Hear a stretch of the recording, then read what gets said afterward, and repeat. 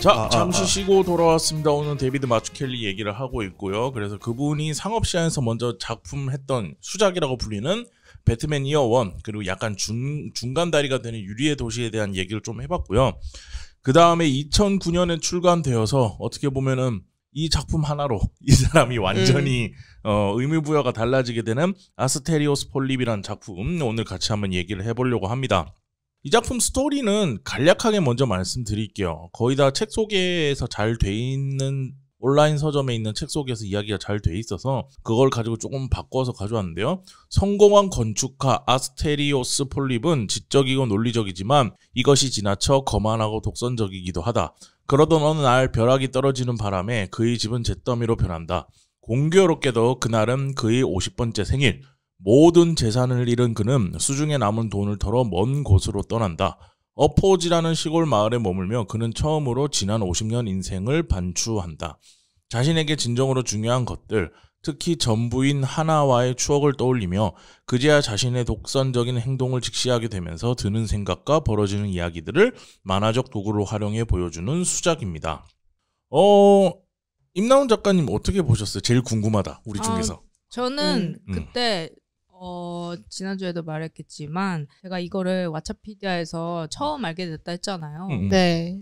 그때 제가 남긴 한 줄 평이 썼어요 거기? 전 맨날 써요. 저는 한 줄 평 진짜 많이 써요. 무조건 다 쓰고 그때 썼던 한 줄이 만화라서 가능한 연출, 이거 한 줄 썼어요. 진짜. 이거 보면서 뭐 어떻게 보면 난해하고 뭐 이렇게 볼 수도 있을 것 같아요. 근데 그때는 진짜 놀라웠는데, 물론 이번에 두 번째 다시 보면서도 놀라웠지만 그때는 되게 와 진짜 신선하다 이런 식으로 느꼈다면, 이번에는 정말 직관적으로 이렇게 연출을 할 수 있구나라는 거를 느꼈거든요. 근데 그만큼 되게 정말 만화에서 할 수 있는 모든 요소와 형식을 가지고 다양하게 변주를 하면서도 읽는 사람이 만화의 문법이나 읽는 법을 모르더라도 되게 직관적으로 알기 쉽게 그려낸 것 같더라고요. 다시 그러니까 색감도 그렇고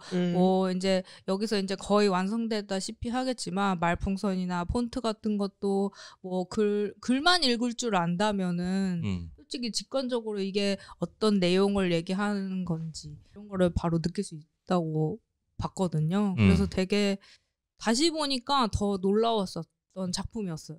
저는 원래 그래픽 노블이라는 말이 이제 다양한 의미를 가지고 있어요. 그러니까 다양한 형식 쓰이는데, 형식적인 측면에서 그래픽 노블은 아무래도 윌 아이스너가 만든 신과의 계약인가 하는 그 작품이 있는데, 그러니까 그 작품을 처음 보면은 이게 만화인가 싶어요. 그러니까 소설인데 소설에 사파가 들어가 있는 그런 그 시스템을 갖추고 있는데, 거기 나오는 텍스트를 하나하나 다 디자인을 해놨어. 그래서 텍스트가 디자인돼 있고 사파로 들어가 있던 그림들이 어느 정도 만화적 문법들, 말풍선이나 그런 기호학적인 것들을 쓰면서 만들어진 작품이 그 신과의 계약인데, 그때 그 윌 아이스너가 처음으로 그래픽 노블이란 말을 어디서 가져와서 쓰기 시작하거든요.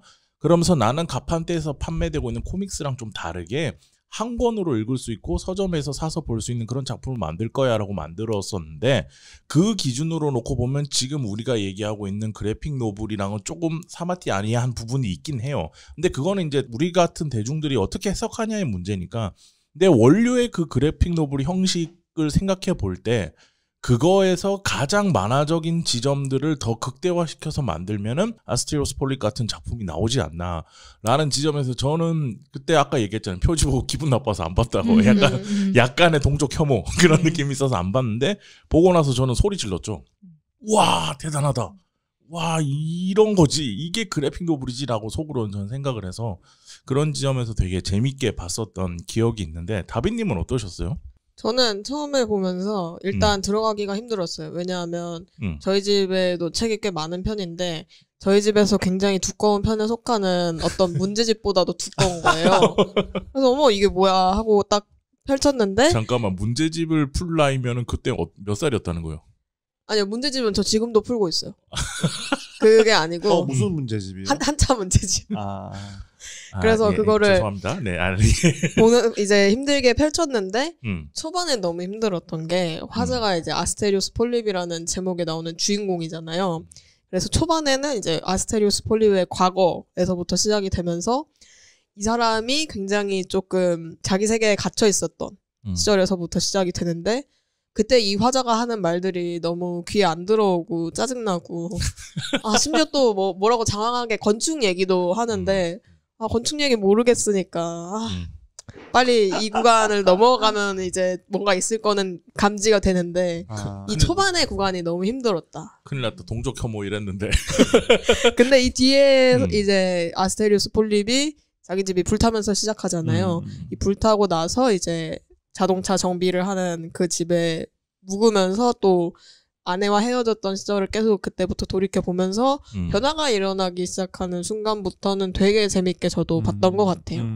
최지원 작가님 어떻게 보셨어요? 네, 그 다비님 말씀에 약간의 공감? 이런 걸 하자면은 이게 사실 굳이 얘기하자면 좀 공부 오래 한 사람이 자기 반성문을 쓴 거란 말이야. 약간 자의식 과잉에 치달아 있는 고지식한 지식인이. 네, 그렇죠. 그런 반성문 비슷한 거를 만화로 푼 건데, 그러니까 무슨 뜻이냐면은 이게 모르겠어요. 재미가 없죠. 스토리가 10대 20대한테 무슨 반성문이야. 그렇잖아요. 이거 솔직히 뭐 자기 잘못했다고 하고 있는데 계속 만화 내내. 맞아. 그렇잖아요. 그러니까 사실 저도 그랬고 그런 와중에 물론 다빈님은 되게 그 원숙한 분이시지만 그런 면에서 저 같았어도 20대 때 읽었으면은 그러니까 심지어 어려웠을 것 같아. 이게 심지어 약간 어렵거든 심지어.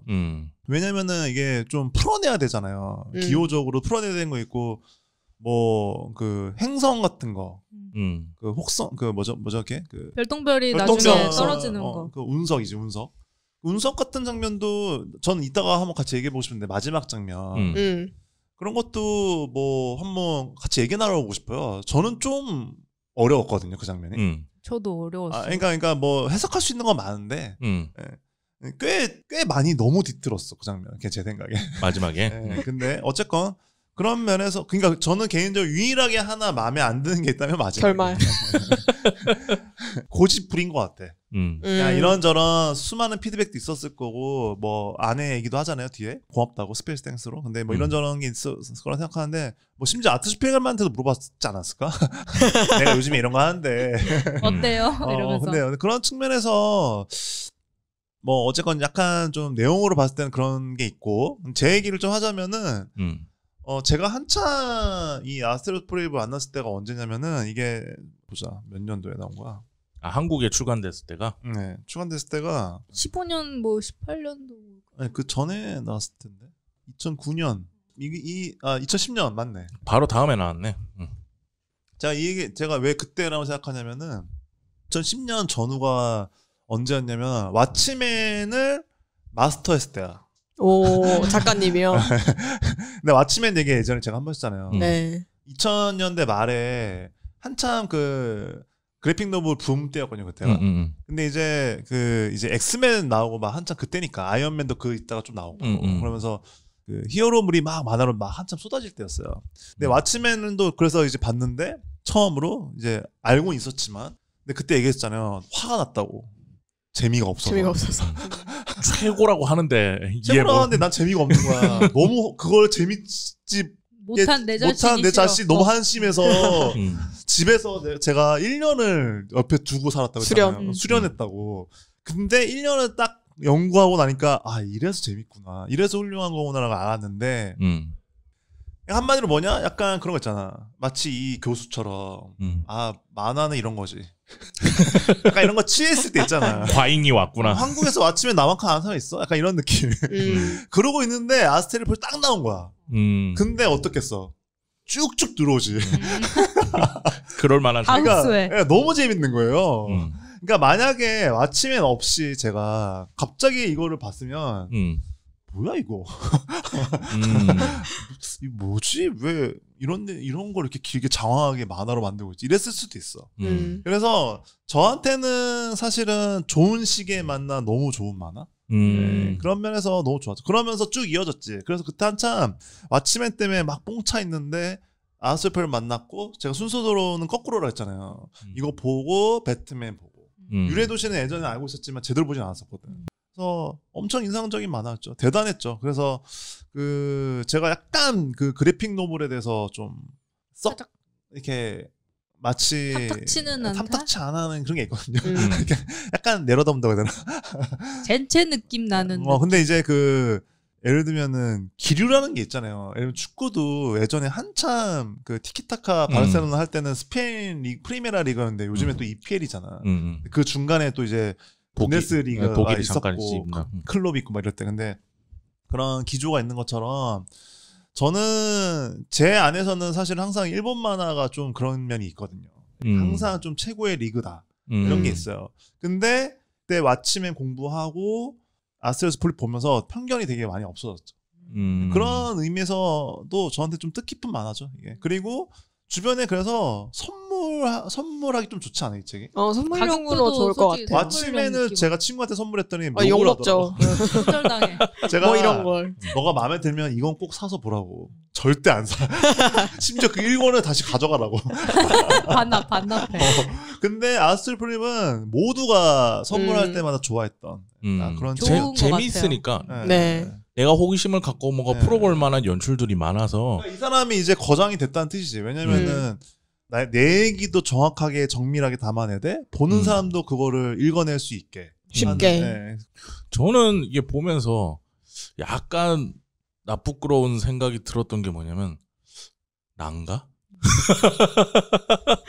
너지. 아까 최재훈 작가님이 보시면서 뭐 이렇게 드는 생각 없었냐고 할 때도 무슨 생각이 들었냐면 이 사람이 하고 있는 행동과 뭐 저희가 이 정도까지는 아니지만 그래도 이 정도는 아니에요. 이 사람이 가지고 있는 어떤 생각하는 시스템 방식이나 그리고 사람을 대할 때 나오는 그 무드나 이런 것들이 보면서 너무 비슷한데 나랑?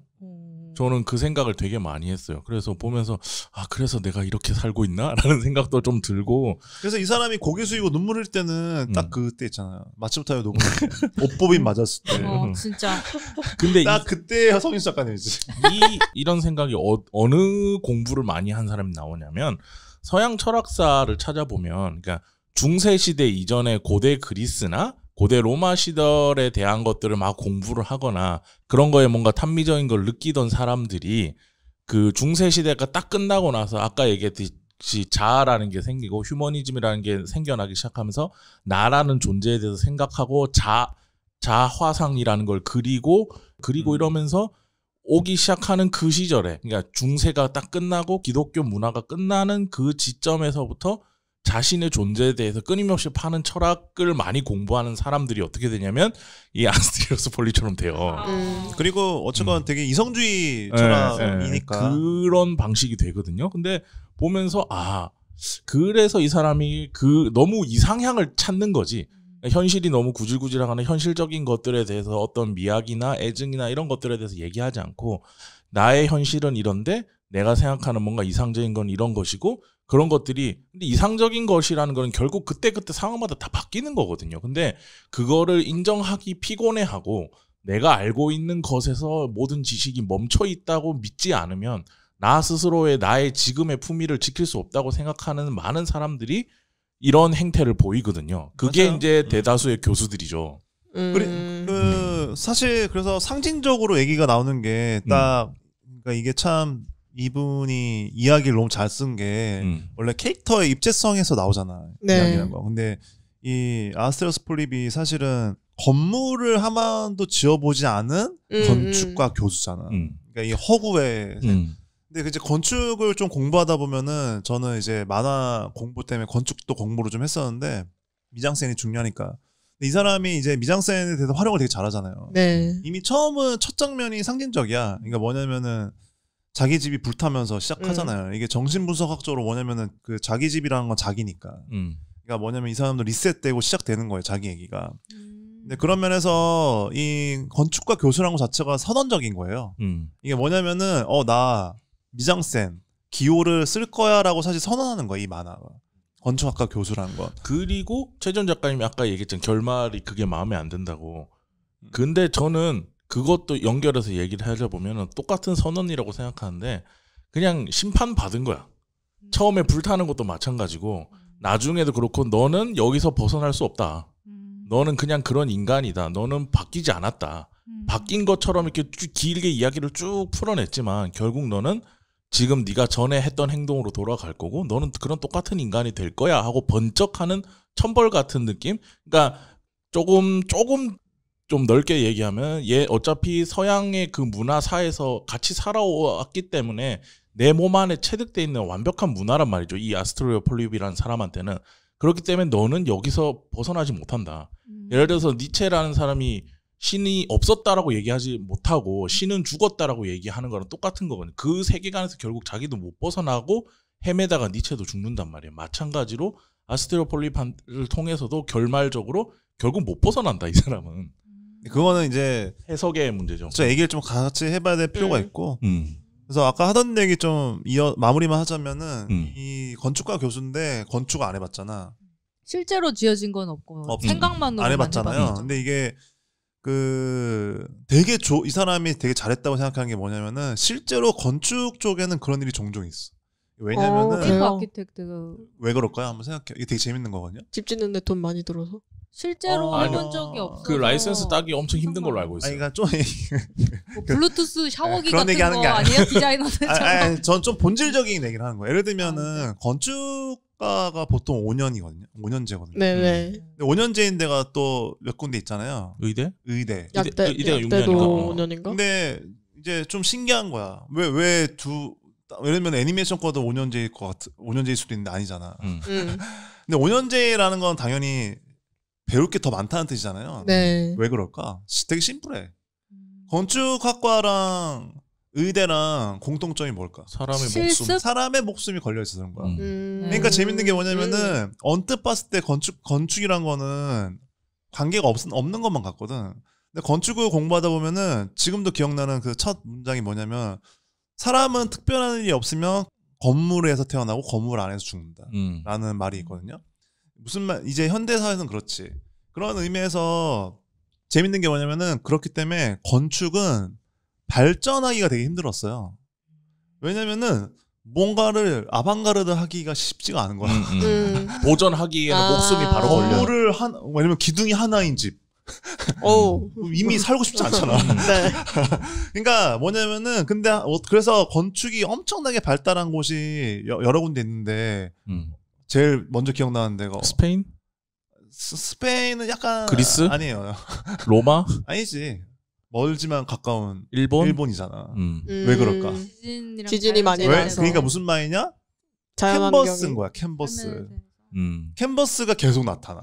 왜냐면은 내가 지어야 될 건물이 계속 나타나. 무너지니까. 너무너무 중요해. 그래서 사실은 건축 역사에서 제일 중요한 게 언제냐면은 정확히 기억 안 나는데 1980년대 말인가 그래요. 왜냐면은 시카고 전체 도시가 다 불타.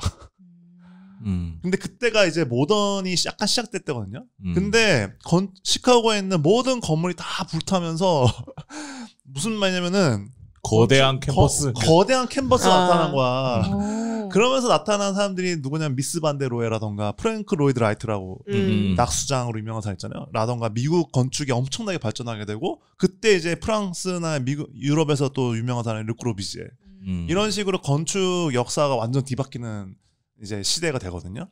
그런 면에서 이런 거지. 근데 그래서 아이러니한 게 뭐냐면 르크로비지의 그 마치 영화 이해처럼 건축을 향하여라는 책이 있어요.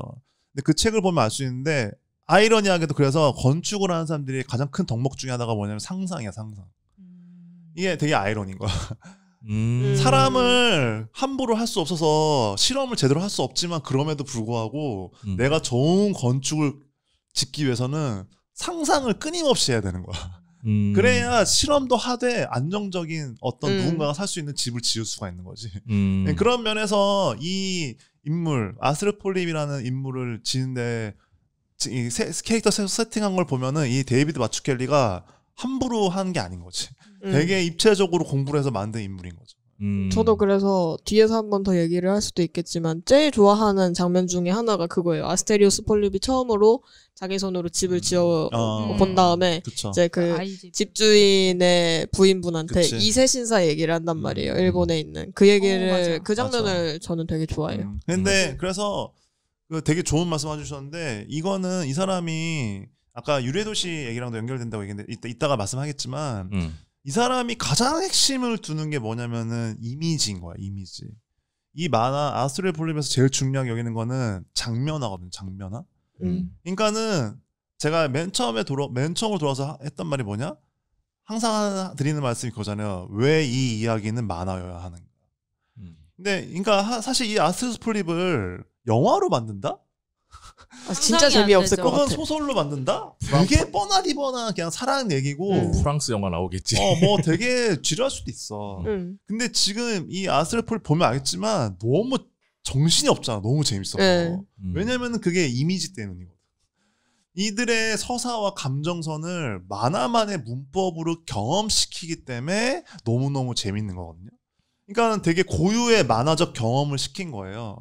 그런 측면에서 이 사람이 여러 가지 고민을 했겠지만 가장 핵심적인 게 뭐냐? 이미지인 거야. 그 중에 하나가 뭐냐? 건축학과 교수라는 거지. 그리고 여자 주인공은 직업이 뭐예요? 디자이너. 조각하는 그러니까 사람. 이거는 뭐냐면은 뗄래야 뗄 수 없는 이미지로서의 둘을 다 데리고 있는 거지. 그러니까는 이게 재밌는 거야. 유리의 도시를 할 때는 언어를 기반으로 하는 문학적 사유를 하는 원작을 가지고 만화화 시키는, 원작이 소설이지만 만화만이 가질 수 있는 무언가를 고유가 뭐가 있을까라고 고민하면서 치열하게 했다면 근데 이 아스트로의 폴립에 와서는 완전히 그 무엇도 건드릴 수 없는 만화의 고유의 만화를 한 거지. 이미지로만 설명하고 있는. 그래서 사실은 엄청 선언적이에요. 이 표지 디자인도 이게 뭐 당연한 거지만 누가 했는지 모르겠지만은 완전 잘 이해하고 있는 거거든요. 이 만화에. 그래서 미국에 있는 출판사 디자인을 그대로 가능한지 모르겠지만 그래서 단적으로 알 수 비슷해요. 단적으로 알 수 있는 게 뭐냐면 그래서 아스트로의 폴립 보면은 이따가 뭐 장면들 설명도 있겠지만 이 만화가 이거는 만화다 라고 소리치는 게 뭐냐면은 이거예요. 이 장면이에요. 이 장면. 맨 처음 모든 챕터가 어떻게 되는지 아시죠? 이 만화는 모든 챕터가 몇 화 뭐뭐다라고 안 나와. 페이지 수도 안 나와 있고. 페이지 수도 안 나와. 그냥 이미지로. 챕터 앞에 뭐가 있냐면은 마치 그냥 작은 표지가 있듯이 다 이미지로 돼 있어. 이 만화가 몇 화 뭐뭐고 뭐뭐다. 한마디로 선형적인 게 없고 만화적 사유를 끊임없이 하게 하는 거야 독자한테. 이거는 되게 선언적인 거거든. 이거 한마디로 엄청나게 고집부린 거야. 어쩌면 출판사에서 잠깐 죄송한데 그래도 소제목은 있어야 돼. 소제목이랑 페이지는 상관없지 않아요? 어디서 그런 무식한 소리를 아마 제 생각에 그랬을 가능성이 커. 왜냐면은 사실 이 건축가 같은 거거든. 엄청 포장했을 거야 내 생각에. 네, 그런 면에서 완전 선언적인 만화죠. 이거는 만화다. 이거는 만화만 할 수 있는 무언가다. 그러니까 왓츠맨에 대한 거대한 오마주거든요. 그러니까 유리의 도시는. 그러니까 좋게 얘기하면은 오마주란 말이야. 안 좋게 얘기하면은 엄청나게 많은 걸 빌리고 있는. 그러니까 그때 아마 알았을 거예요. 나만이 할 수 있는 나만의 고유의 만화는 무엇인가.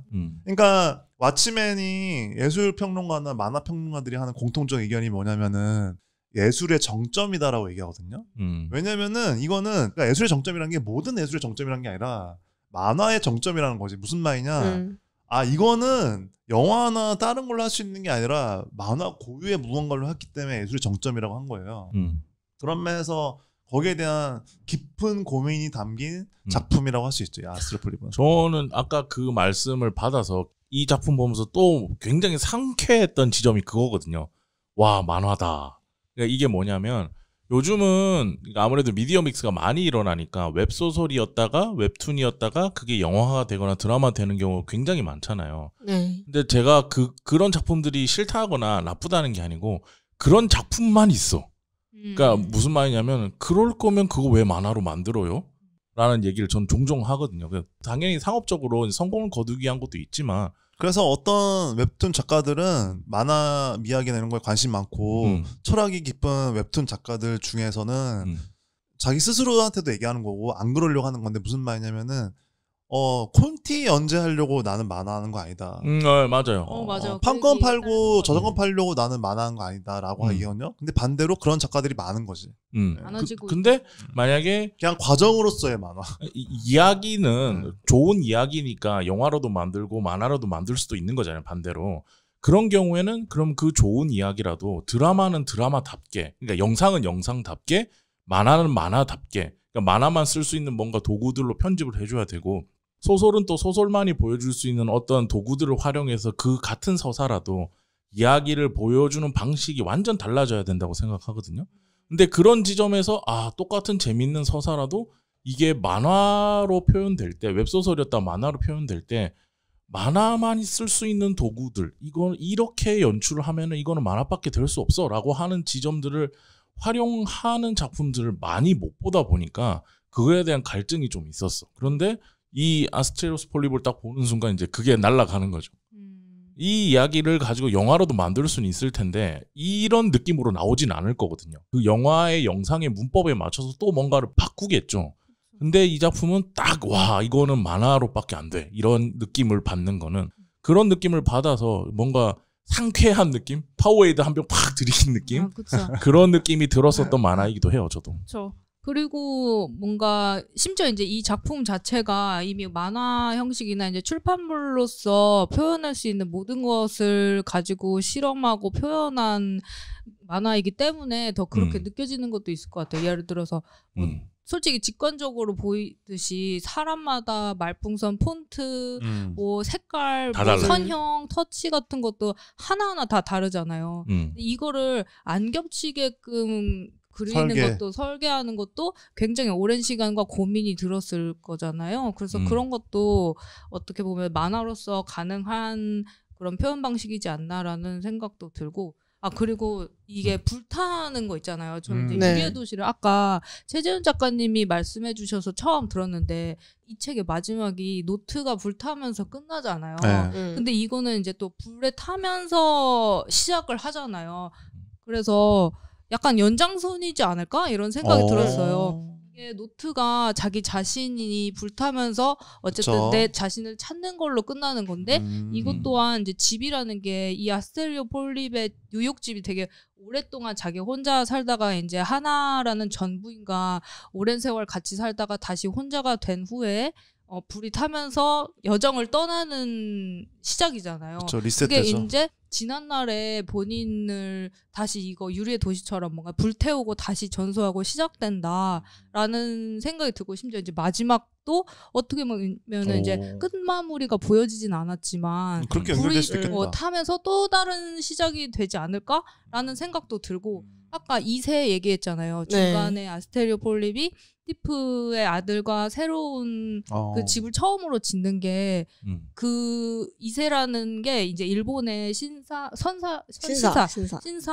뭐 2000년 전부터 짓는 건데 뭐 20년 주기마다 새로 짓는다 라면서 뭐 일본인들은 이게 2000년이 된 거라고 얘기할 거다라는 얘기를 한 게 있는데 이걸 보면서 그 테세우스의 배라는 그 이야기가 생각났어요. 근데 보통 그런 거 있잖아요. 이게 있는데 그거를 다 없애고 다시 똑같이 재건하면 그거는 원래의 가치를 가진 게 맞나? 그게 진짜 테세우스의 배가 맞나? 계속 하나하나씩 고치고 새로 교체하면 그게 진짜일까? 아니면은 뭔가 다른 가치를 가진 게 될까라는 그런 고민도 이 안에 뭔가 담아 있는 것 같거든요. 이야기를 보면은. 그래서 마지막에 불타면서 불탈 거라는 생각이 들잖아요. 그리고 이야기 중간에 불타는 이상이죠. 그죠. 그러고 이제 중간에 이제 운석이 파인 자국을 보는 그쵸? 그 아주 큰 양면으로 연출된 페이지가 보는데 그걸 보면서 아스테리오 폴립은 또 다른 어떤 각성을 하게 되는 계기가 되잖아요. 네. 그렇죠. 그러면은 이 아스테리오 폴립이 남긴 그 하나의 집에 어떤 구덩이가 생길 거라는 것도 느껴지고 뭔가 또 이거는 계속 순환되지 않을까라는 생각도 그런 거죠.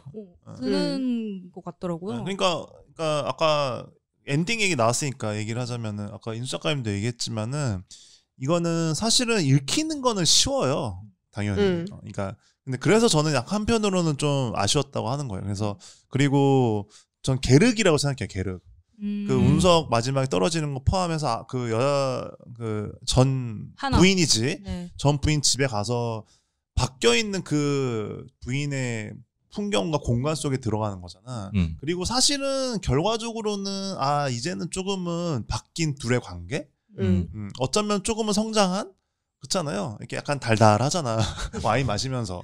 실제로 이게 보시면은 여러 가지 맥락이 있는데 이따가 얘기도 하겠지만 색깔도 그래. 색깔도 이게 뭐냐면 합쳐진 거거든요. 조화를 이루죠. 조화를 이루는 거지. 그러니까 뭐냐면 바뀌었다는 거야. 근데 이제 막 꺼져 하면서 이제 혹성 날리는 건데 근데 저는 이 혹성뿐만 아니라 이 시퀀스 전체가 계륵이라 생각해요. 그러니까 뭐냐면은 저는 개인적으로 그러니까 이런 거지. 데이비드 마츠켈리가 되게 좋은 사람이라 생각해. 실제로는 데이비드 마츠켈리가 옛날에 유리의 도시 때 데이비드 마츠켈리면 마치 마츠모토요가 동경일일에서는 한없이 따뜻하게 현자야. 그냥 어시도 혼내지 않잖아. 그래 너도 그럴 수 있어 이런 것처럼 만약에 유리의 도시 때였으면은 이 행성 장면 안 넣었을 거라 생각해요. 그 와이프한테 전 부인한테 안 찾아가고 끝냈을 거야 어떻게든.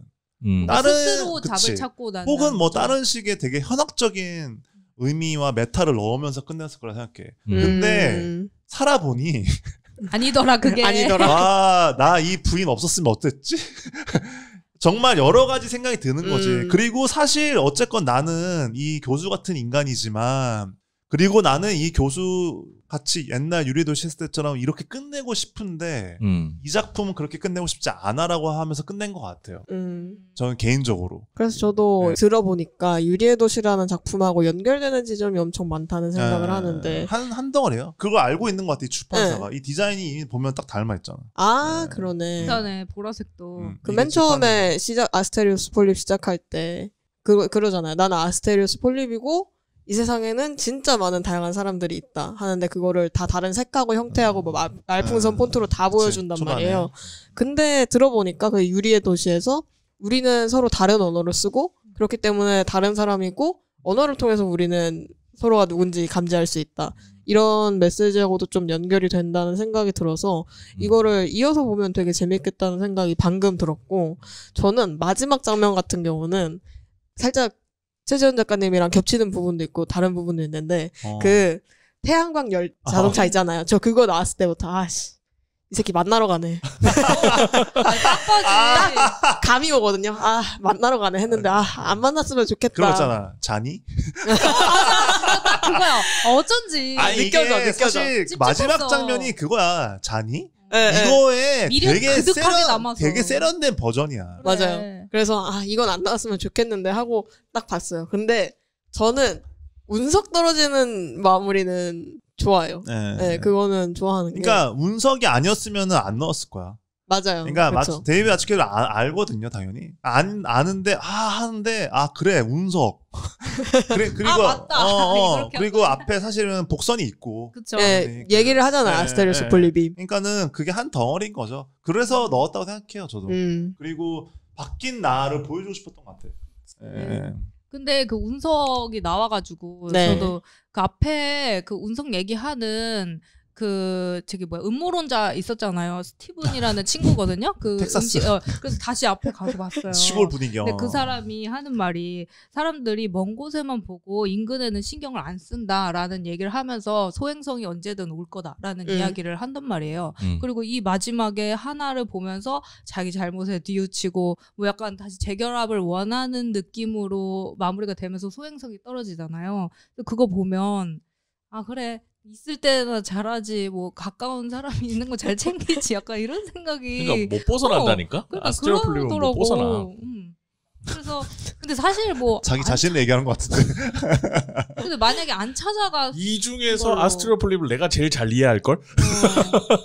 알고 있어요. 근데 만약에 이건 어때요? 만약에 부인을 안 찾아가고 차라리 그냥 태양광 그 차를 개조했어. 떠나면서 끝나면은 어떨 것 같아요? 그럼 이런 생각도 해봤어. 무책임하죠. 그러니까 그러니까 상상의 여지에 맡기는 거잖아요. 아니 어쨌든. 그러면은 그 마지막에 붙는 하나한테 찾아가는 그 시퀀스를 다른 시퀀스로 바꿔야지. 그러니까 어떤 결론이든 지어줬어요. 지어주긴 해야지. 이제 태양광 장면 이후로 같이 붙긴 해야지. 아니, 태양광 장면조차 바뀌던가. 그러면서 아니면 중간에 그 운석 떨어진 그 파인 데 있잖아. 네. 그 장면도 없어지고 다른 식의 복선을 좀 맞아요. 하나가 바뀌면 다 바뀌잖아요. 복선을 너무 계속 깔아놨기 때문에. 그렇기 때문에 다 바뀌었을 거야. 근데 이제 제 생각에는 바뀐 거지. 그러니까 따뜻해졌어. 그러니까 이게 엔딩이 약간 비극처럼 보이기도 하지만 무해남. 비극처럼 보이긴 하지만 이게 되게 따뜻해진 거거든요. 그리고 또 하나는 그렇기 때문에 10대 20대 때 봤을 때는 심지어 이게 워낙 다비님이 원숙한 분이시니까 그런데 10대 20대들 봤을 때는 이해가 안 될 수도 있어. 마지막 점에 심지어. 그치. 아니 그러니까 달달하게 왜 안 끝나 이렇게 될 수도 있고 갑자기 운석 전 페이지에서 끝난 거라고 예상할 수 있지. 둘이 만나는구나. 잘 됐다. 그러면 훈훈한 마무리. 근데 운석이란 건 알겠지만 되게 이게 시적인 거거든. 실제로 운석이 떨어졌냐 아니냐 보다 중요한 거는 운석이 떨어졌다는 걸 얼마나 메타적으로 내가 받아들이냐의 그 도구란 말이야. 그죠. 근데 이거를 누군가 봤을 때는 뭐야 운석 왜 떨어져? 직관적으로 스토리로 받아들이면 말도 안 되는 거지. 제 말이 예를 들면 헤어질 결심에서 제가 예전에 영화관에서 보고 나오면서 대학생 커플 2명이 나오면서 그러더라고. 그러면 이정현은 어떻게 되는 거야? 이정현? 박해일 배우 이름 배우 그러잖아. 남편이 바람 폈는데 그게 그러니까, 뭐가 중요해? 중요한 게 아니잖아. 어떻게? 할 말이 없어졌어. 그러니까 왜 이해가 간다고 자기는. 근데 먼저 바람 핀 거니까 박해일이. 그런 영화가 아니잖아. 그게 아니라고. 사랑과 전쟁이 아니라고. 그게 뭐가 중요해 그 영화에서. 아니 근데 그래서 저는 아스트랄 플레이이 변했다고 생각하지 않아요. 그러니까 변했다고 본인이 이렇게 막 이렇게 길게 떠들고 가잖아요. 근데 안 변해. 나이 들어서 그래. 변했으면 주변에서 너 변했네. 열심히 하는 사람도 내가 열심히 하고 있어 이런 사람은 열심히 안 하는 사람이에요. 주변에서 봤을 때 야 너 좀 쉬어. 그런 사람이 진짜 열심히 하는 사람인데 마찬가지로 바뀌지 않았다. 그러니까 그게 아까 제가 말씀드린 게 그 얘기도 덧붙이자면 해석이라는 게 운석이 메타인 거야. 리셋인 거예요. 다시 회귀하는 거야 똑같이. 아니 그 뜻이 아니고 뭐냐면은 이걸 새로운 시작으로 받아들일 수도 있다는 그러니까 거죠. 뭐냐면은 결국 아스트랄 플레이이 그 하나랑 잘 되던 안 되던 바뀌었던 안 바뀌었던 이거를 받아들이는 거는 그 너의 몫이라는 거예요. 독자가 뭔지 알겠죠? 근데 안 바뀔 거라고 받아들인 거죠. 안 바뀌어. 절대 안 바뀌어. 저는 저는 근데 또 다른 게 수미상관 같거든요. 수미상관이 있어요. 맞아요. 왜냐면은 앞에 그것도 맞다니까. 아파트 집이 불타고 이거는 큰 집이 불타고. 그러니까요. 똑같이 계속. 그러니까 틀린 건 둘 다 맞는 말이야. 그러니까 뭐냐면 그러니까는 이 작품이 걸작이라고 하는 거야. 왜냐면은 예를 들면 다빈님도 그렇고 저도 그렇고 다 지금 4명이 다 해석이 다르잖아. 그러니까는 너무 잘 세팅된 거지. 근데 정도의 차이가 있지만 모두에게 아스트랄 플레이 같은 면도 있고 모두에게 하나 같은 면도 있거든. 맞아. 그러니까는 보면서 안타깝고 슬픈 거지. 그러니까 당연히 그렇잖아요. 예를 들면 하나는 사실 기본적으로 히피잖아. 자유로운 영혼이라고 예술가고 완전 이성 중심의 NTJ. NTJ 아니면 ESTJ 느낌. 근데 이 교수님은 그런 사람이 아니니까 되게 세팅을 잘한 거죠. 하나야 안 바뀌어. 받아주면 안 돼. 본인이 알아서 하시겠죠. 뭐 그거는 알 수 없는 거니까. 그냥 이렇게 해보는 거지 재미삼아. 근데 이렇게 이제 그 각자마다 또 다른 생각이 나오고 얘기할 거리가 많은 거는 이미 되게 좋은 이야기라는 거예요. 이게 왜냐면은 이 메타가 엄청 많아요. 그러니까 얘기할 거리가 너무 많으니까. 함의를 하고 있는 게 너무 많기 때문에 그런 면에서 사실은 극단의 세팅을 한 거예요. 그래서 너무 잘했지. 그러니까 그래서 그 중간에 흔드는 사람도 잘 넣었잖아. 그 짜증나는 그 사람. 작곡가가 아니라 그 약간 기획자 같은 연출가. 안무가. 근데 그 사람도 이게 뭐냐면은 짜증나는 캐릭터로 나오긴 했지만 누군가한테는 아무렇지 않은 사람일 수 있거든. 그치. 그러니까 기본적으로 빌런이긴 한데. 근데 하나한테는 되게 좋았던 사람인 거예요. 그치. 그러니까 근데 이게 그러니까 복합적이고 복잡한 거야. 왜냐면은 이 하나 입장에서는 남편한테 한마디 남편이잖아. 자기가 제일 아끼고 사랑하는 남편이 왜 이걸 놔두는 게 속상한 거야. 그러니까 이 기획자가 좋기도 하고 나쁘기도 하고 자기를 이용하기도 하고 하지만 동시에 또 얻는 것도 많고 이런 여러 가지 관계가 있는데 그거를 왜 그러니까 얘는 클럽 갔다 와. 이 교수는 그런 거거든. 하지만 우리가 사랑하고 신뢰한다면 너는 아무 일도 벌어지지 않겠지. 하지만 여자 주인공은 그게 너무 속상하고 왜 너는 그게 아무렇지 않은 사람인 거야? 근데 사실은 이 둘의 관통하는 주제잖아 이게. 왜냐면 작품도 마찬가지고 생활 태도도 그렇고 그런 면에서 되게 잘 흔들었죠. 그러니까 스토리적으로도 계속 이게 우리가 지금 얘기하는 것처럼 할 말이 많아지는 좀 그런 풍성해지는 작품이고 그리고 연출적으로도 만화적 도구들을 잘 활용해서 보고 있으면 계속 연출도 해석의 여지가 많아요. 네. 할 얘기 너무 많지. 할 얘기가 너무 많아서 이거 어떡하지? 좋아하는 장면을 하나씩 얘기해보는 건 어때요? 연출, 인상적인 연출. 네. 저는 만화적인 연출. 저는 무조건 처음. 어디 처음이요? 그냥 맨 처음? 아니 여기 어디 갔지? 전 여기서 소리 질렀거든요. 이 사람은 아스테리오스 폴립이다. 딱 등장해서 그래 이거야 이게 그래픽 노블이지 딱 이러면서 이때 소리 질렀거든요. 그래서 이렇게 가야지 하면서 가는데 계속 그렇게 가는 거야. 그래서 와 좋아 이러면서 이때 저는 소리 질렀어요. 가보자고. 이 장면에서 와 드디어 그래픽 노블다운 게 나왔군. 제가 좀 닮긴 했네요 이 캐릭터랑. 갑자기. 저 근데 이거 처음 보면서 이거 편집자님 정말 디자인하느라 한국 힘들겠다 이 생각 진짜 많이 했어요. 왜냐면은 글 자체도 이미 만화 연출로 사용되고 있잖아요. 그냥 내레이션이 아니라. 맞아요. 그러니까 이거 감수를... 뒤로 가면 갈수록 이거 폰트 선정하고 이거 하실 그러니까요. 때 진짜 힘들었고. 근데 너무 잘 됐어. 너무 딱 감수를 엄청 잘한 거죠. 그리고 그러니까 단어마다 의미하는 바들도 많이 섞여 있거든요. 그럼 그걸 또 한국어로 바꾸면 우리가 이해할 수 있게 바꿔야 되잖아. 그러니까 너무. 그래서 실제로 이거는 편집자들이나 디자이너한테 들은 얘기인데 실제로 작가들이 이제 엄청 이거는 관여를 해요. 만약에 갑자기 제 만화가 7대에 나오더라도 예를 들면 이런 작가들은 보통 꼰대가 아니잖아. 아닐 것으로 추정되는. 네. 절대 그러니까 말이 제가 농담으로 않아. 꼰대지 엄청 자기 철학이 있잖아요. 감수를 되게 열심히 하고 그리고 얘기를 한대요. 힘들 거라고. 힘드실 겁니다. 이러면서.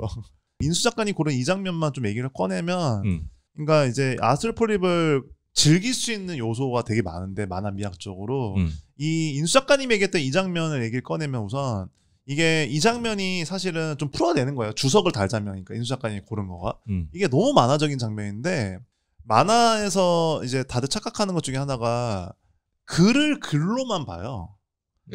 무슨 말이냐면은 정보로서만 보이는 가장 전형적인 텍스트로 생각하는 거지. 정보를 전달하는 도구. 근데 그게 아니거든. 글도 이미지로서 글도 기능을 하니까. 이미지거든. 근데 아까 앞서 얘기했지만 이 데이비드 마츠켈리가 선언했다 그랬잖아. 뭐냐? 이 만화는 이미지다. 너는 내 만화를 이미지로 경험하게 될 것이다라고 선언한 거거든. 그러니까 처음부터 뭐냐면은 이 사람은 아스트로폴립이다 얘기하는데 이게 뭐냐면은 너무 이미지적인 거야. 완전 경험적인 거잖아요. 이거 나중에 보시면 좋거든요, 독자들도. 그리고 만화라는 거 제가 예전에 얘기했는데 대사만 떼놔도 성립이 되거나 이미지만 떼놔도 성립이 되면은 만화 미학이 되게 덜한 거예요. 근데 물론 그런 것도 되게 많아, 당연히 필요하고. 근데 이 글과 이 이미지가 반드시 함께 있었을 때 진짜 좋은 만화거든. 그런 면에서 이 장면이 딱 그런 장면이죠. 이 글만 떼놔도 안 되고 이미지만 떼놔도 안 되고 무조건 이것이 함께 했을 때 비로소 아름다운 그런 페이지라고 할 수 있죠. 이 페이지가. 번개 맞고 다음이요. 바로 불나고 나서. 그러면 아스트로폴립이다. 이것만 기억하면 이때 근데 이거 몇 페이지 안 돼서 그냥 펼치면 미리 바로 나와요. 미리 보기도 될 거야. 알라딘 같은 데서. 나 그래서 너무 좋아하는 페이지다. 소리를 질렀던 페이지다라는. 소리 지를만 하죠. 저는 아까 말했던 이세신사 얘기하는 장면도 좋아하고 한 2개 정도 뽑을 수 있을 것 같은데 일단 그 이세신사 장면이 좋은 게 그 헤어지고 나서 아스테리오스 폴립의 집에 불 난 이후부터의 세계는 기본적으로 색이 보라색이란 말이에요. 그리고 자기가 원래 갖고 있던 것과 흡사한 것들은 보라색으로 들어오고 이 사람한테 이그나지오에 가까운 좀 새로운 것들 그래서 자기가 좀 받아들이기 두렵고 경계하고 그런 것들이 주로 노란색으로 표현이 되는데 그 처음으로 자기가 집을 짓고 다 지은 다음에 계단에 이제 앉아서 지은 건물을 바라보면서 이세심사 얘기를 듣는 장면은 그 해가 지는 시간대라서 그게 완전 노란색으로 물들어 있단 말이에요. 이 사람의 세계가. 근데 이세신사 얘기가 그거잖아요. 20년마다 이걸 새로 짓는다. 그래서 이 일본인들은 이게 20년마다 새로 짓지만 2000년 동안 계속 이어져 온 이 건물이라고 할 것이다라고 말하는데 제가 생각했을 때는 그 얘기는 일본인들에게 새로운 것하고 기존에 그 사람들이 가지고 있던 어떤 좋은 것은 언제나 함께 할 수 있는 것이고 언제나 함께 결합될 수 있는 것이다라고 저는 읽었거든요. 그리고 그 아스테리오스 폴립이 처음 집을 지은 그 순간은 이 사람이 되게 갇혀 있었던 자기 세계에서 좀 한 발짝 벗어나서 새로운 것에 어떤 손을 잡아보는 시간이 아니었을까 하는 생각이 들어가지고 이 이세신사 장면을 우선 좀 좋아하고 그 다음은 그거예요. 아스테리오스 폴립이 문 2번 보는 거. 그 구두 다음에 반격이 아닐까? 엄청 인상적이지. 하는 장면인데 이거는 바로 이어서 아무 대사도 없는데 첫 번째 장면은 아스테리오스 폴립이 원래 그 지금 지내고 있는 그 자동차 정비공의 집에서 아무도 없는 문 밖을 바라보는데 한 페이지를 더 넘기면 이제 예전에 하나하고 같이 살던 집에서 하나가 구두 다음에 본질의 반격이 아닐까 하는 그러니까 그 시간 대자보 같은 걸 느낀 거지. 이거를 말 한마디 없이 이제 뭘 보여주려고 했는지 다 바로 표현하고 그 다음에 이제 회상이 시작된단 말이야. 좋았던 시간들. 이 시퀀스가 그냥 너무 멋있어요. 맞아. 이것도 진짜 멋있지. 그리고 만화에서 할 수 있는 좋은 연출 중에 하나라고 생각해서 이것도 좋아합니다. 이것도 좀 덧붙여서 설명드리면은 이 두 장면을 되게 잘 집어내셨는데 다빈님이 사실은 아까 얘기했지만은 이미지라고 했잖아요. 네. 과연 나는 그러면은 이제 이 다비드 마츠켈리가 정했을 거 아니야. 나는 이미지로 내 이야기를 전할 거고 그걸로 충만한 만화를 할 거야. 그러고 난 세팅을 어떻게 할 것인가 고민했을 거 아니야. 당연한 거지만 건축가잖아. 건축가면은 제가 예전에 얘기했는데 시나리오라는 거는 그리고 작가라는 거는 이 이야기가 무엇인지 아는 것부터 시작해요. 되게 당연한 말인데 그게 진짜 어렵거든요.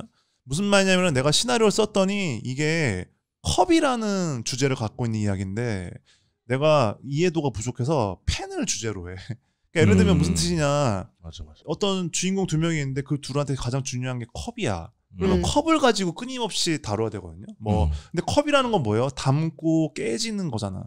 근데 계속 끊임없이 뻔한 얘기가 된다는 거는 그 미장센이나 주제를 이해를 못하는 거예요. 예를 들면은 뭐냐면은 그 둘의 관계를 설명하는 게 컵이라면은 그 둘이 안 좋을 때는 컵이 깨지고 그 둘을 보여줄 때 그 충만하면 컵에 무언가가 꽉 차 있고 이런 걸 화면에서 보여주면서 충만해지는 거거든요. 그 경험을 하는 독자나 관객도.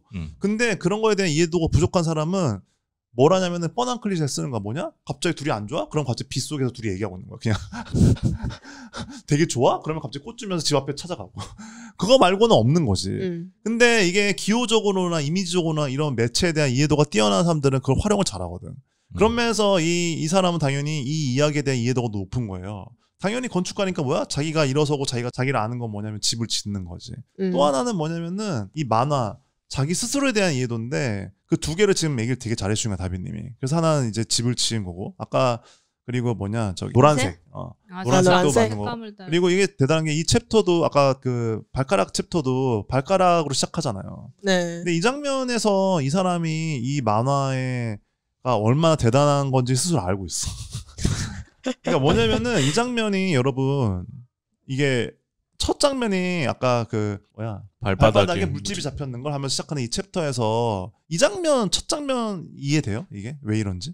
처음에 왼쪽에는 텅 빈 공간에 이 남자애가 앉아 있고 고개 오른쪽 페이지는 뭐냐면은 갑자기 그 뭐냐 시골에 여관방 같은 데 앉아 있잖아. 그리고 여기서 갑자기 고개를 들더니 뭔가 기시감 같은 걸 느껴. 그럴 때 넘겼더니 또 텅 빈 공간이 있는데 거기서는 발바닥에 물집이 잡혔다는 게 이게 뭐냐 하나랑 지낼 때 그 데자뷰 같은 게 다시 시작돼. 그리고 회상이 시작되죠. 이 연출은 의미가 뭘까요, 여러분? 왜냐하면 애가 똑같이 이 공간 안에 들어갈 수 있잖아. 근데 왼쪽은 비어 있고 오른쪽은 차 있어. 왜 그러고? 이때는 이제 자기에만 집중되어 있고 이때는 이제 현실 속에 있는 나를 자각해서이지 않을까라는 생각. 또 저는 잊어버렸다고 생각했는데. 잊어버렸다? 뭘요? 그러니까 지금 뭐 헤어지고 이랬다는 걸 그냥 그런 생각조차 안 하고 뭔가 이걸 집중하고 있는 상태 있잖아요. 그런 상태에서 너무 지금 집중돼 있다. 집중된 상태에서 늘 했던 그냥 하나한테 했던 말을 한 거야 그냥. 근데 하고 나니까 하고 이거를 그러니까 연출적으로 근데 생각해봐야 돼. 연출적으로. 연출적으로. 좀 더 좀 더 이 작가가 왜 이렇게 했나 생각해봐야 되거든요. 왜 그럴까요? 질문 되게 오랜만이죠. 이게 되게 이 데이비드 마츠켈리가 마음 먹었잖아. 아 이거는 만화다. 이거는 이미지로 나는 충만하게 할 거야. 이게 무슨 뜻이냐면은 이 마치 오시미 슈조랑 사실은 같은 거거든요. 그 태도랑 무슨 말이냐면은 이 사람의 상태에 놓이고 싶게 하고 싶은 거예요. 이거는 다른 데서 할 수가 없어. 그러니까 영화나 소설에서는 무슨 말이냐면은 이 아스트레 폴립이 텅 빈 공간에 있으면서 시작하는데 알고 봤더니 여관방이야. 그리고 나서 넘겼더니 이 사람이 그 하나라 있었던 일이 회상이 시작돼요. 회상. 그러면서 회상이 시작되면서 파편화됐던 그 사소한 작은 일들이 파편화돼서 막 흘러가잖아요. 그렇잖아요. 그러다가 결국에는 어디서 끝나냐? 텅 비어있는 아무것도 아닌 곳에 여기 앉아있어요.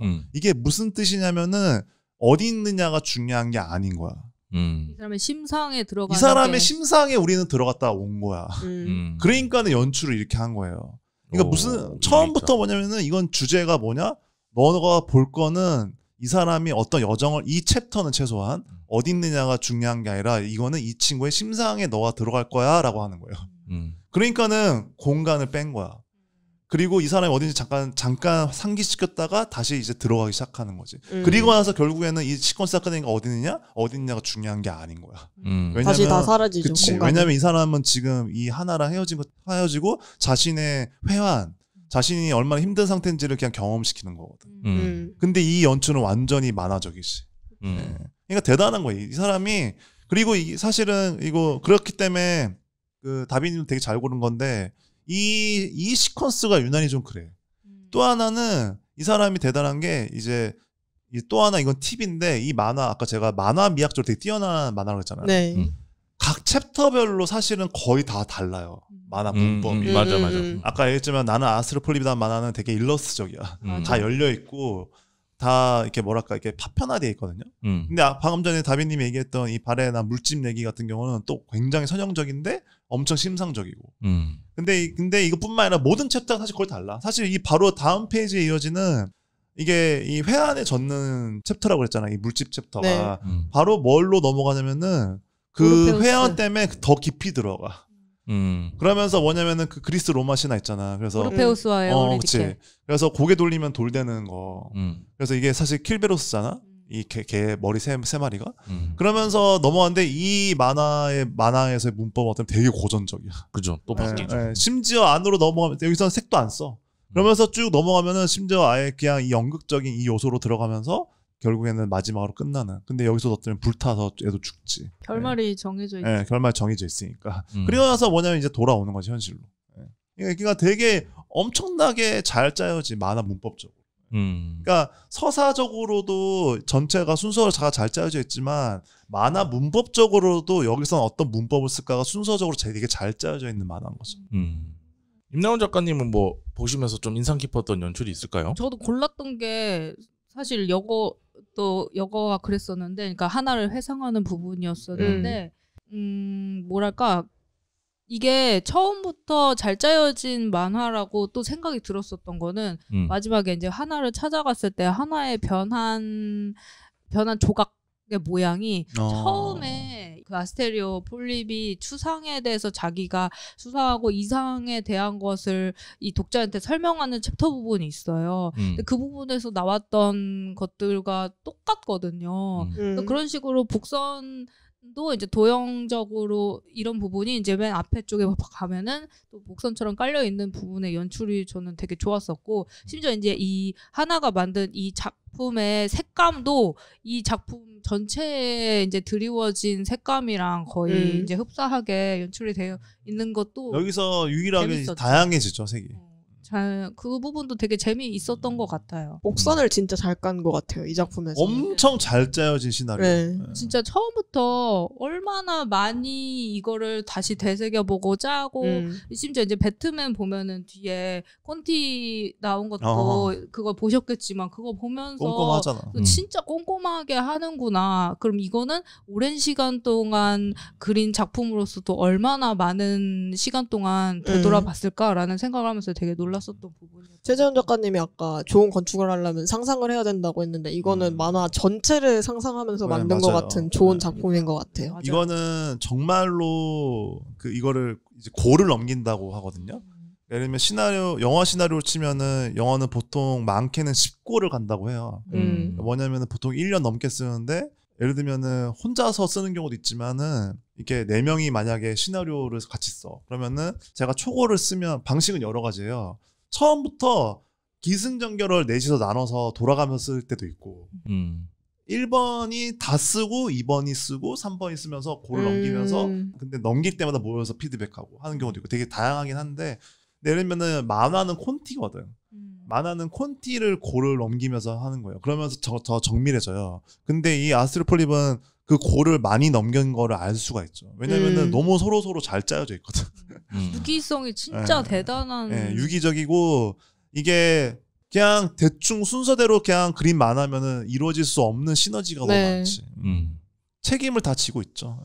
최재현 작가님도 하나 골라주시죠. 이 만화는 이게 할 얘기가 너무 많아. 이 사람이 야망이 너무 느껴져. 이 페이지만 봐도 알 수 있고, 너무, 그러니까 제가 이게 여러 가지 맥락이 있긴 한데, 어쨌건. 근데 이제 그런 면에서 저는 아까 처음에 이제 인수 작가님 얘기한 장면도 좋아하는데, 저는 이 사람이 딱 선언적으로 이제 딱 하는 장면이 있다고 생각했는데, 그 장면이 어디냐면은 처음 만나는 장면인데 하나랑요? 합쳐지는 장면. 근데 색깔 막 변하고 너무 유명하죠. 이 장면이 뭐냐면은 아름다워. 그 파티장에서 하나를 처음 만난 장면인데 이게 저는 사실은 거의 이 장면 때문에 한 것 같아. 이거 그리고 싶어서. 왜냐면은 이 장면이 어떤 면에선 제일 이상해. 그쵸. 제 생각에. 맞아. 왜냐면은 이 다른 장면은 그래도 뭐가 있냐면은 그림체가 바뀌거나 상황이 이상해지거나 이러진 않거든요.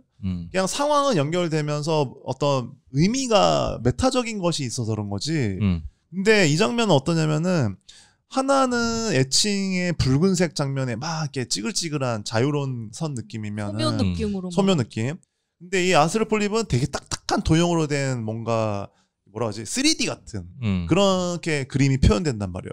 근데 둘이 대화가 시작되더니 갑자기 그 애칭 같은 그림이 그 아스트로폴립 안에 들어가고 아스트로폴립의 그 덩어리감이 사실은 하나한테 더 씌워지고 이러면서 둘이 대화를 하면서 통하고 좋아하게 됐다는 표현을 그림으로 해내요. 근데 이거는 진짜 만화가 아니면 못하는 거거든요. 진짜. 왜냐면은 근데 예를 들면 애니메이션으로 할 수 있잖아 이럴 수 있는데 제가 예전에 슬램덩크 때 말씀드렸잖아요. 애니메이션은 시간이라는 개념이 들어가기 때문에 선형성이 생겨요. 그러니까 예를 들면 무슨 뜻이냐면은 이노ue 타케히코도 고민했을 텐데 슬램덩크를 만화를 볼 때는 송태섭이 공을 그냥 이렇게 들고 있다고 드리블을 할 때도 그러니까 멈춰 있다는 뜻이에요. 그러니까 한마디로 뭐냐면은 강백호나 채찌수나 누가 됐건 공을 들고 튕기고 있는 거를 멈추고 있는 그 동작을 보면서 내가 상상하는 송태섭의 드리블을 상상하면서 그 만화를 본단 말이에요. 근데 애니메이션에서는 다 보여주지. 그치. 강백호가 튕기는 거랑 송태섭이 튕기는 게 달라야 돼 무조건. 그리고 그 다름이 내가 만화책 볼 때의 기분이랑은 상관이 없어. 왜냐면은 정해져 있어야 되거든. 그 뜻이 뭐냐면은 사유가 없는 거예요. 그거는. 그게 꼭 나쁘다는 뜻은 아니에요. 근데 그런 면에서 만약에 이 장면이 애니메이션화가 되면 애칭 작업에 이렇게 부들부들한 여자친구가 막 대사를 하고 있어요. 이렇게. 근데 딱딱한 3D 같은 도형의 남자 주인공이 대화를 하면서 그림체가 점점 합쳐져. 그러면은 당연히 그게 어떤 의미는 있는데 뭐가냐면 너무 신경 쓰여. 불편해 보기. 그 이미지의 존재감이 너무 강해져요. 그러니까 뭐냐면 딴 게 아니라 그 적당한 사유의 느낌이 사라져. 그 움직임이 무슨 말이냐면 그 움직임이 너무 재밌다는 뜻이에요. 어떤 뜻인지 알겠죠? 근데 이건 어떠냐면은 그림체가 서로 다른데 만화를 볼 때 어떤 기분이냐면은 그냥 내가 이들의 관계에 그냥 들어가. 사유를 하면서 이 만화를 보는 거지. 그림은 다르지만 어떤 뜻인지 알겠죠? 그렇죠. 그런 면에서 이 장면은 너무너무 만화적이에요. 또 하나는 칼라야 얘기를 해야 되는데 이거 진짜 대단한 거야. 예를 들면은 이 여자 주인공은 붉은색 계열이잖아. 그리고 이 남자 주인공은 파란색 계열이잖아요. 이 둘이 이 색깔 합치면 무슨 색이야? 보라색이잖아. 나머진 또 남은 인물들은 다 보라색이라고. 그러니까 뭐냐면은 근데 이 보라색이라는 게 뭐냐면 이 기본적인 이 만화 관통하는 색이 보라색이거든요. 이 중심을 잡고 있는 색이. 근데 이제 사실은 뭐냐면은 이 보라색이라는 건 뭐냐면 중간 어딘가요. 사실 해석의 여지가 있어. 뭐냐? 한마디로 뭐냐면은 진짜 사랑꾼인 거지. 이 사람이 있어야만 내가 보라색이 될 수 있는 거야. 이 사람도 내가 있어야만 보라색이 되고. 그러니까 사실 남은 개체들은 다 보라색이잖아. 이들 빼고는. 근데 이들도 결국엔 둘을 만나면서 보라색이 되는 거고. 그리고 뭐 나중에 다른 시퀀스도 보면 알겠지만은 이 둘이 보라색이었다가 평소에는 싸우는 순간 갑자기 또 붉은색과 분리되죠. 그러니까 이거는 생각해봐요. 너무 시적인 거거든. 되게 사유하는 직관적이고 사유적인 거야. 근데 만약에 애니메이션이야. 막 이렇게 싸우다 갑자기 튕기더니 나는 빨간색이 되고 쟤는 파란색이 돼. 그러면은 그 존재감이 너무 강해져요. 무슨 말인지 알겠죠? 그러니까, 웃겨질 수 있을 것 같다. 그치. 그러니까 이거는 근데 뭐냐면은 언뜻 보면 유치하고 너무 직관적인데 반대로 되게 사유적인 거거든요. 그런 면에서 엄청 만화적인 거지.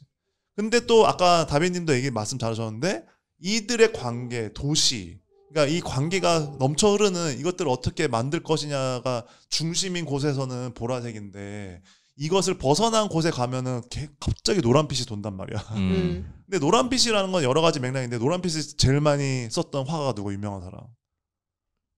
네? 고흐잖아. 고흐. 근데 고흐가 이제 노란색을 되게 좋아했단 말이야. 맞아. 근데 노란색이 상징적인 기호 안에서 어떻게 해석되냐면 불안을 얘기하거든. 불안. 근데 근데 이게 언제나 대칭돼 있어요. 색깔을 찾아보면은 무슨 말이냐면은 불안과 고독인데 동시에 평온이랑도 연결되는 게 있어요. 그러니까는 그런 측면에서 그러니까 웃기잖아. 내가 혼자 있으면은 안정적이고 평화롭지만 동시에 고독하고 불안하잖아. 원래 색깔이란 건 다 두 개가 중첩돼 있거든요. 근데 그런 측면에서 보라색은 예를 들면 또 덧붙이자면 보라색은 사실 보라색 제일 많이 쓰는 유명한 사람 중에 한 명 누구냐 가수가 있는데 프린스야. 프린스. 그 유명한 사람 있잖아. 마이클 잭슨이랑 같이 동시됐던. 근데 그치. 근데 프린스가 보라색을 되게 좋아했는데 보라색이 뭐냐면 사실은 이 광기예요. 광기. 근데 또 반대로 반대편에 있는 게 뭐냐면 충만함, 재능, 빛나는 이런 게 있거든. 그런 면에서 이제 천재들이 보라색을 또 좋아하는 게 있겠지. 근데 그런 면에서 이 사람이 색깔을 함부로 다루지 않아요. 그러니까 예전에 제가 또 얘기했지만 웹툰을 보고 있으면은 이 색에 대해서 예를 들면 살색은 무조건 살색이고 콜라색은 무조건 콜라색이고 그게 나쁘다는 게 아니에요. 근데 어떤 중요한 순간은 컬러링 내가 어떤 컬러를 쓴다는 건 정보량이 올라간다는 건데 만화에서 정보량이 올라간다는 건 사실은 좀 독자한테 무언가의 사유에 무언가를 빼는 거거든. 그런 면에서 근데 의미가 있으면 좋은 건데 사실 웹툰에서는 그런 경우가 사실 흔하진 않아. 이 사람 컬러 진짜 잘 썼다. 근데 그런 면에서 이 아스테로스 폴립은 이 컬러링조차 이 이야기 서사에 완벽하게 세팅돼 있죠. 더 얘기하고 싶은데 우리가 쓰고 있는 녹음 장비를 지금 빨리 넘겨줘야 돼서 맞아요. 저쪽에서 기다리고 있어서 어쨌든 이 마추켈린 제가 해보자고 했었거든요. 그랬던 이유가 이제 최준 작가님의 이런 의견을 좀 들어보고 싶었어요. 그러니까 저도 제 나름대로 그냥 저는 아까 얘기했듯이 그래픽 노블적인 그런 해석 이런 것들이었는데 여기에 담겨있는 함축적인 의미나 이런 거는 최지원 작가면 풀어주지 않을까? 하는 생각이 있어서 같이 한번 얘기를 해보고 싶었고 마추켈리처럼 이런 식으로 활동하는 작가도 있다. 그러니까 처음에 메이저에서 시작해서 본인 색깔로 찾아가고 그러면서 자기가 할 얘기가 정리될 때 작품을 들고 나오는 그런 작가들도 있다라는 얘기를 좀 해드리고 싶었습니다. 부럽네요. 네, 그래서 어쨌건 이거 아까 말씀하셨지만은 할 얘기가 너무 많고 이걸 보고 다 같이 할 얘기도 너무 많아요. 여기 지금 뭐 임난 작가님, 다비님도 사실 지금 달막 할 텐데 입이. 근데 그런 측면에서 이게 예를 들면 그런 거 있잖아. 솔직히 이 안에 있는 인물들을 가지고 연애 얘기만 해도 할 얘기 너무 많아 사실은. 그쵸. 맞아, 그렇긴 오늘 해. 사실 그 얘기는 거의 안 하거든. 그 얘기 하기 시작하면 이제 한 3시간? 임나온 작가님이 시작되지. 또 사랑 전문가. 네. 네, 그런 면에서 할 얘기 너무 많고 그만큼 되게 오랜 시간 공을 들인 좋은 작품이니까 꼭 이건 소장 가치가 있고 네. 그리고 이게 26,000 얼마거든요. 생각보다 싸요. 이게 2010년에 나온 책이라 진짜 싼 거야. 네. 그치. 말도 안 돼, 솔직히. 그래서 선물하기도 좋고 내가 사서 보기도 좋은 책이니까 그리고 디자인이 너무 잘 됐거든. 그래서 맞아 이거 어디 세워놓기에도 좋아. 네, 그래서 너무 이거는 소장 가치니까 꼭 추천드린 책이고 그리고 뭐 이거는 곁다리로 디자인도 얘기를 하자면은 앞뒤에 아스테리오스의 폴립이 2개 그려져 있어요. 앞뒤로. 그러니까 이것도 만화를 보고 나면은 다르게 보이거든요. 예. 그런 것까지도 다 하나하나 꼼꼼하게 만든 책이니까 예, 아마 즐기기 되게 좋은 책일 거다. 만화일 거다. 그러니까 꼭 추천드립니다. 네, 알겠습니다. 오늘 데이비드 마츠켈리 작품 3작품 가지고 이야기를 해봤고요. 또 저희는 이제 올해는 2달 간격으로 한번 할 거라서 다음 방송은 아마 4월에 또 만나서 얘기를 하고 모이게 될 것 같은데 그때까지 데이비드 마츠켈리 작품 많이 사랑해 주시고 뭐 갑자기 그 다음은 당황스러운데 마무리. 네, 아무튼 알겠습니다. 저희 그러면 다음에 또 뵙도록 하겠습니다. 감사합니다. 감사합니다.